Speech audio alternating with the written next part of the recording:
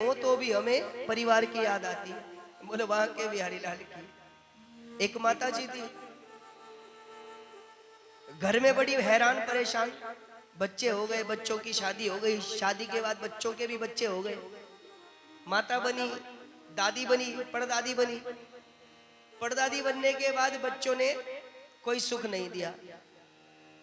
माता जी क्रोधित नित्य रोज क्रोधित रहती। अब घर का काम भी सारा माता जी को ही करना पड़ता।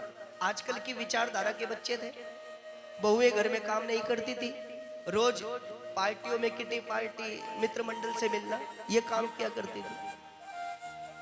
माता जी घर का काम करते करते रोज क्रोधित होकर कहा करती थी कि ऐसे जीवन से तो मृत्यु अच्छी, ऐसे जीवन से मर जाना अच्छा।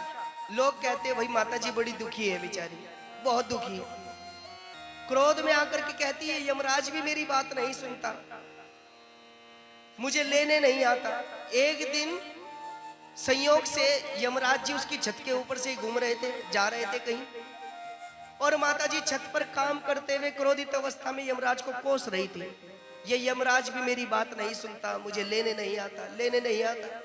यमराज जी प्रकट हो गए, माता जी की जय हो। माता जी ने कहा आप कौन? वो बोले हम हैं यम। तो यहाँ क्या करने आए हो? माता जी आप ही तो मुझे कोस रही थी कि यमराज मुझे लेने नहीं आता, तो मैं आपको लेने आया हूं, चलो यमलोक। अब माता जी रोते हुए बोली बोलो, हम तो अपना दुखड़ा भी नहीं रो सकते, मैं तो झूठ को कह रही थी, यमराज सच को आ गया। दुनिया क्या कम थी परेशान करने के लिए? अरे अभी तो मुझे अपने पड़पोते की शादी देखनी है। आखिर समय तक भी ये तृष्णा